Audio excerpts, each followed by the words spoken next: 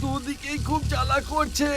আমার তো কিছু বেরোচ্ছে না, মনে হচ্ছে সব বন্ধ হয়ে গেছে। আরে বাপরে! চলে গেল।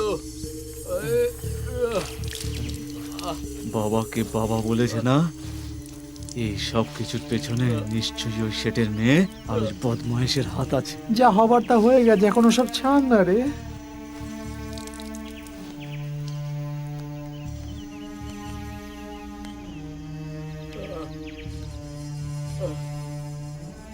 আরে এটা ভেবেই খুশি হও না যে আমাদের তো চোর বলেনি। যদি এটা বলতো তাহলে ও নিজেও ফেঁসে যেত, আর চুরির মাল কেনার জন্য শেঠও ফেঁসে যেত। দুজনে মিলে খুব ভালো করে প্ল্যান করেছে ভাই। যদি আমরা ওই পুলিশকে কোনো রকম শিক্ষা না দিই, তাহলে ও যতদিন এখানে থাকবে ততদিন আমাদেরকে টর্চার করবে। যে লোকটা আমাদেরকে এত কষ্ট দিয়েছে, তাকে যদি আমরা সমান কষ্ট না দিই তাহলে আমরা শান্তি পাবো না। পরে ওদের দুজনকে আমরা দেখে নেব। আরে এরকম করো না তোমরা, আমার কথাটা তো শোনো। এই, তুই যদি আমাদের সাথে থাকতে চাস তো থাক, নাহলে এখান থেকে চলে যা। হুম, ঠিক আছে, এবার তোমরা কি করতে যাচ্ছ বলো।